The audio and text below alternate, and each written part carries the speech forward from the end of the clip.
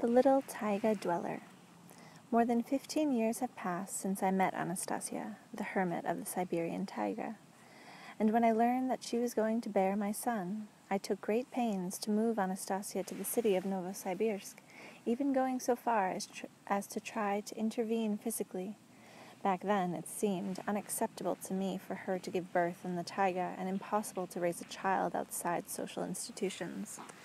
At first, Anastasia's way of life in the taiga seemed strange to me, to put it mildly, but now the way people live in today's giant cities seems even stranger. And when she was pregnant with our daughter and stayed in the taiga as she had done before with our son, my soul was joyous and calm. My views of life had changed radically in the course of 10 years. Had Anastasia wanted to give birth somewhere other than the taiga, even if she had been in the best maternity ward in the capital, I'd have fallen into depression and despair, and I'd probably have worried constantly about our child's future if he had ended up being raised and educated within today's social institutions. I had rethought my priorities, and my views of life had changed. Anastasia gave birth to our daughter in her family glade in the Siberian taiga. I wasn't present for the birth, and there were no qualified doctors at her side, no modern medical equipment, but in my soul I was calm. I knew that she was giving birth in one of the most perfect maternity wards on earth, in her family space. When Anastasia gave birth to our daughter, she asked what I would like to name the newborn. Without thinking, I answered, Anastasia. And it wasn't because Anastasia had named our son Vladimir. It's just that by the time our daughter was born, I had come to see Anastasia as a wise, brave, and very kind woman.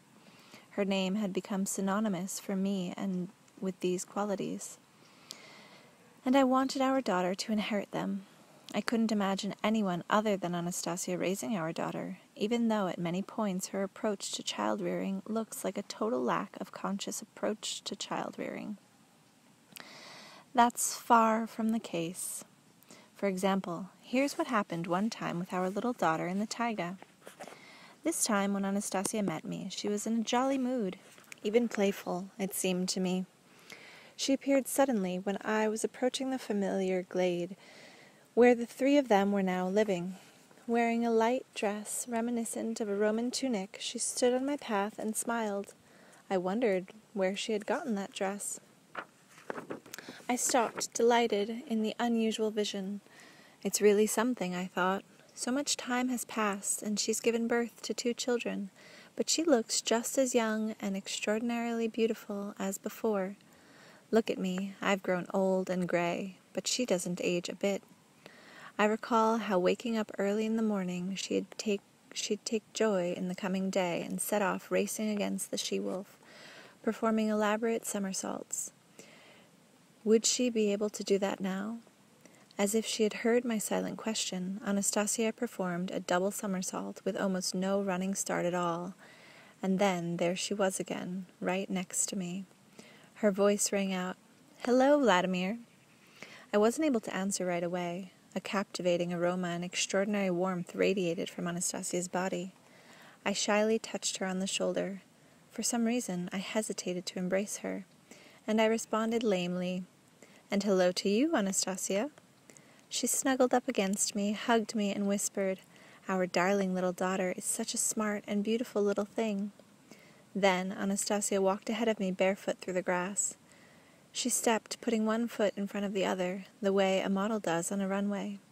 This wasn't the first time she had done this, but every time she does it, her gait looks hilarious, and it raises my spirits. As we usually did, we headed straight to the lake to bathe after my trip.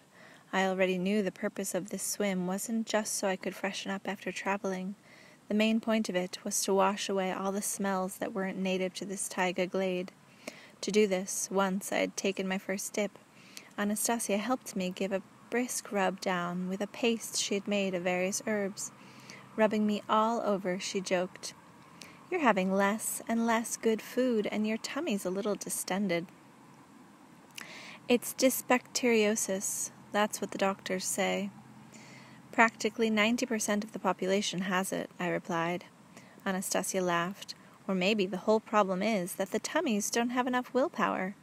You yourself say that 10% of the population doesn't have this dysbacteriosis.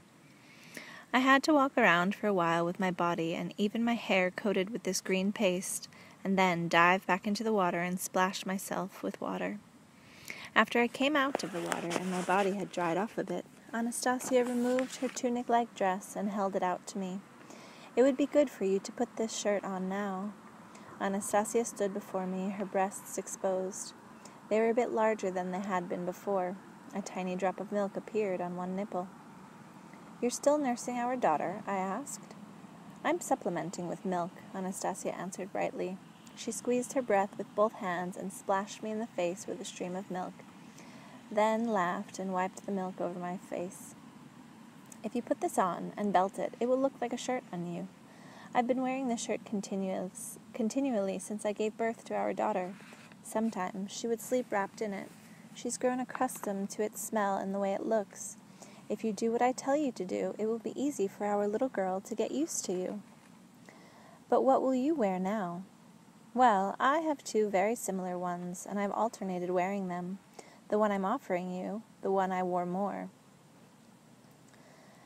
And I'd often fasten my hair with a little braid made of grass. Now, I'll go braid one like it for you, too, and meanwhile, you can go observe our little girl a bit." "Just observe her a bit? You mean I'm not allowed to touch her or have contact with her?" "Of course you're allowed, Vladimir. Even so, it's better just to observe her at first. Even though she's little, she's already an independent being, so it's better if you just observe her first without pestering her. You can acquaint yourself with her habits and try to get a sense of her world. I know that when our son was born, I just observed him at first, too. Tell me, Anastasia, how long before I can pick her up?" "You'll feel when the time is right. Your heart will let you know." It seemed to me that Anastasia wanted me to observe our little daughter on my own and try to figure something out, and that's why she had come up with some urgent tasks of her own. And I wasn't against this way of doing things either. I really did need to find some way to study how our child behaves, because to my daughter, I was just some uncle she didn't know. And then this strange uncle suddenly goes and picks up a child for no reason at all and starts with his sloppy sentimentality, squeezing her and cooing to her to make himself happy. But maybe the child hates being cooed at, not just by strange uncles, but in general, no matter who's doing it.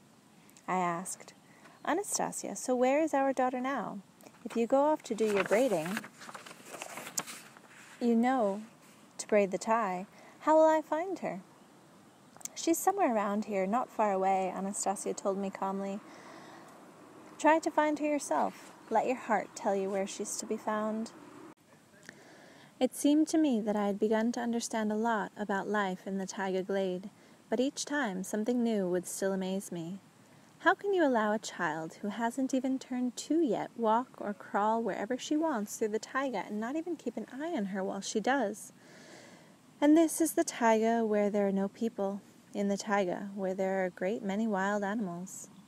In the past, I had observed my newborn son and had seen him fall asleep against a she-bear's belly, while the she-bear lay motionless, waiting for him to get a good sleep. I saw how the wolves would guard the infant and how the nimble squirrels would play with him. It was clear to me that the beasts living here in the glade or nearby it were like pets. Within the territories they had marked, they didn't fight and didn't attack each other. A dog that lives in the same household with a cat might not touch the cat or might even become friends with it. But he still might attack a cat from outside the family.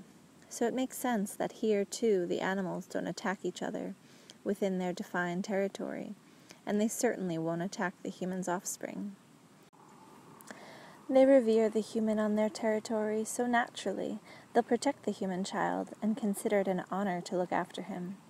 All the same, this kind of situation was a little unfamiliar. For example, what might happen if the child were to go outside the marked territory? Other wild animals wouldn't treat him the way his own do. Basically, in spite of the logic of it all, some unfamiliar feelings arose in me. "But what if I come across some wild animal while I'm looking for our daughter?" I asked Anastasia as she was walking off. "I'm still not used to them, and they're not used to me either." "They won't do anything bad to you, Vladimir. You're wearing the shirt, after all. You can walk around with complete confidence and not torment yourself with fearful thoughts. Anastasia ran off to her little earthen home. After I came out into the glade and didn't find anyone there, I set off through the forest surrounding the glade, since I figured our daughter might be close by. I decided that if I walked in circles, gradually increasing the diameter, then I'd be sure to catch sight of her. And I saw her before I had completed my first loop. Little Anastasia was standing alone between some currant bushes. She was holding on to one of the branches and examining some bug and smiling. I hid behind another bush and began observing her. The little girl was dressed in a short, shirt-like dress, her hair bound with a tie woven from the strands of some kind of grass. Once she had satisfied her curiosity about what was going on the branch, she set off barefoot across the grass in the direction of the glade. Then her foot must have caught on a branch or in the grass, and she fell down. The little girl fell flat on her face on the grass, but she didn't cry. Without a word, she braced her little hands against the ground and sat up. Then she crawled a meter or two on hands and knees, and then got to her feet once more, and stepped slowly, continued along her path. Trying to remain unnoticed, I followed my daughter very cautiously, and suddenly, right before my very eyes, Nastenka disappeared. At first, shocked, I just stopped and stood stock still for a bit. Then I quickly ran up to the spot where she had just been walking and began to looking all around. But she was nowhere to be seen, not behind the tree near where she had disappeared, and not behind the bush. The little girl couldn't yet run fast enough to disappear from sight so swiftly. I began circling around the tree near where she had disappeared, increasing the diameter of the circle with each round, but I still couldn't see her. I stood for some time, trying to decide what to do. Then I ran to the little earthen house where I figured Anastasia would be. She was sitting calmly at the entrance, braiding a headband out of grass strands, and quietly singing. Not far away, a silver fox was rubbing herself against the tree trunk like an affectionate cat. "Anastasia, our daughter's disappeared," I blurted out. I was walking a few meters behind her, not taking my eyes off her, then suddenly she up and... It was like she dissolved into thin air. She's nowhere to be found. Anastasia reacted with surprising calm. She didn't even stop her braiding as she answered. "Don't worry, Vladimir. I think she's probably in the old fox den now." "Who told you that?" "Do you see the lazy way the fox is rubbing against the tree?" "Yes, I see. That's her way of letting me know the child is in her den. But maybe she's trying to tell you something else." "If she was telling me about something bad, then she'd be showing her agitation. She'd run off a bit, then come running back and try to get me to follow her to help. All the same, you can't be 100% certain where our daughter is, especially since there's no den at all in the spot where she disappeared. I looked around everywhere." "All right, Vladimir, then let's go and have a look together and see where our clever little one has hidden." When we arrived at the spot where the little girl had seemed to dissolve, Anastasia pushed aside some grasses, and I immediately glimpsed the den. Its entrance was partially collapsed, and a little hole had formed. I glanced inside it and saw Nastenka sleeping peacefully, curled up on the bottom. "There, you see? She's fallen asleep on the damp ground, and I don't think she'll be able to get out of here on her own." "The grass on the bottom is dry, Vladimir, and when our little daughter wakes up, she'll be able to solve the problem of how to get out of her shelter all on her own." "How will she figure that out?" "If you want, Vladimir, you just watch, and I'll head back and finish what I was working on." I stayed put. After about 30 minutes, I heard a rustling sound in the hole. The little girl had awakened, but she was having a hard time scrambling out of the hollow on her own. But she wasn't actually even trying very hard to do so. After making her first attempt and testing her own powers, she let out a sound, summoning someone. "Yoo-hoo! Hey!" Not a cry, but an actual summons. And right away the vixen that had been hanging around Anastasia earlier appeared. First, she stood at the edge of the former den. She looked in, sniffed, and then, turning her back to the den, lowered her tail into it. The vixen tensed her muscles and slowly pulled the little child who had grabbed onto her tail out of the den. The little girl trailed along behind the fox for about half a meter. After that, she let go of the tail, got up onto her hands and knees, and then stood up on her own 2 feet. Little Nastenka took a look around, smiled as if recalling something, and then, stepping slowly, she set off, smiling in the direction of the lake. I continued to follow her, unnoticed.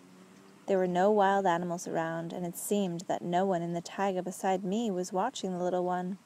But a bit later on, I realized I was wrong about that. It turned out that she and I were both being watched closely, and before long, I, for the first time, saw a conflict between my daughter and a wild animal in the taiga. When Nastenka made her way out from amongst the raspberry bushes, she stood where she was for some time and gazed at the mirror-like surface of the lake. Then she took off her short little shirt and stepped carefully with her bare feet, headed toward the lake. She was about 5 to 6 meters from the water when a tough-looking she-wolf suddenly sprang out of the bushes and, with several powerful leaps, put herself between the shore and the lake of Nastenka. The little girl slapped the beast on the back with her tiny hands, tugged at its fur, and touched its snout. By way of reply, the she-wolf licked the child's foot, but that's where the mutual signs of attention or affection ended. Playing with the she-wolf evidently didn't enter into Nastenka's plans. She wanted to get into the water, which she first tried to do by taking 3 steps to the side and walking around the she-wolf that was standing at the spot. But as soon as the little girl tried to move ahead, the she-wolf once again blocked her path. Nastenka pushed against the beast's side with her hands, attempting to remove the obstacle. But the she-wolf didn't obey the child and stood there, as if rooted to the spot. Then Nastenka sat down on the grass, thought a bit, and made an attempt to crawl under the she-wolf's belly. But this attempt did not meet with success either. The she-wolf pressed herself to the ground. Evidently, Nastenka understood that the beast was not letting her get to the water, and that she could not remove the obstacle using force.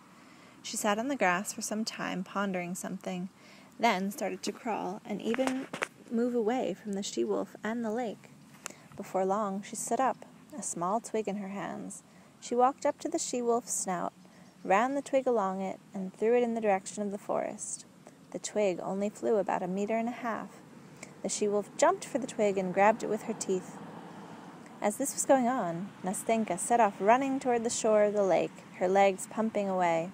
The she-wolf understood she had been outsmarted, and with 2 headlong jumps, she caught up to the child at the water's edge and knocked her off her feet. Nastenka fell onto her back, and her head touched the water. Pushing against the sand with her little legs, she tried to push herself further out into the lake. The she-wolf grabbed the child's foot with her teeth.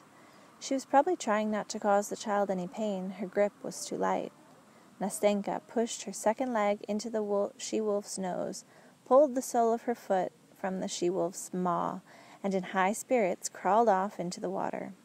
The shore in that spot dropped off sharply to the depth of almost 1 meter, and the little tot was submerged in the water up to her head. But right then she dove out. Working her arms and legs, she kept herself on the surface of the water. I didn't think our daughter could swim well. I ran out of my hiding place, intending to jump into the water, but when I got to the shore, I saw the she-wolf swimming up to the child, splashing about in the water. The little girl nestled against the wolf's side and took hold of the fur with her little hands, and they swam along the shore in the shallows. Nastenka let go of the she-wolf, and as soon as she felt the lake bed beneath her feet, the wet she-wolf came out onto the shore and shook herself. The splashing spray glinted in the sun. She didn't run away, but remained on the shore, attentively watching the child out of the corner of her eye, and also, as it seemed to me, warily glancing at me. And Nastenka, standing in the water up to her waist, smiled and eagerly kept calling the she-wolf to come over to her. She'd slap her little hands on the water and beckon her with a wave. But the she-wolf didn't go to her. It's possible that the beast didn't like this watery business, or that the games in the lake seemed dangerous. Nastenka suddenly turned her little head in my direction and froze. For the first time I felt my little daughter's gaze fixed on me, and I stood there beneath her gaze, powerless to move a muscle. I understood that she perceived me as some kind of baffling creature that had suddenly appeared in the territory she inhabited. She looked me over for some time, then turned away and came out of the water onto the shore, taking her time, and walked up to the she-wolf lying on the grass. The she-wolf picked up the little dress in her teeth and gave it to the little girl. But Nastenka didn't want to put it on her damp body. She took the clothing and set off in the direction of her dugout at the edge of the glade. I continued observing her path through the taiga and thinking, a tiny child is walking, smiling, through a glade deep in the Siberian taiga, and nothing frightens her. No one attacks her. Quite the contrary, the wild animals are prepared to rush to her aid at a moment's notice. A tiny person is walking along, the way a royal heir walks through her kingdom. It's interesting for her to observe how the bugs and the squirrels and birds live, to examine the flowers and test the blades of grass and berries to see how they taste. But at this same time, some other little girl of the very same age finds herself in a space bound by 4 walls, and within it she's confined within 4 little playpen walls like some kind of little wild animal. And it doesn't matter that the walls are pretty, and her kind parents buy up all sorts of plastic toys for her, and she tests them to see how they taste. Millions of little girls and boys in our world grow up in apartment cages, like little wild animals, and then we want them to grow up into intelligent, free, and noble people. Well, these individuals can't even imagine. Freedom, first of all, means free thought, knowledge, and perception of the living universe. A child will be told about this living universe in school when he grows up a bit. Of course he'll receive certain information about the great world of living nature, about the universe created by the great Creator, but he'll never be able to perceive it through his own experience. You can't replace the perceptions of a person can receive in the first years of his life while living in harmony with the great world of the Creator. Not through exerting effort or straining himself, but conversely, through playing. There are no school lessons or university lectures at all that can replace this. I'm not encouraging anyone to head out to the taiga with children. That would be idiotic. Even so, we have to do something.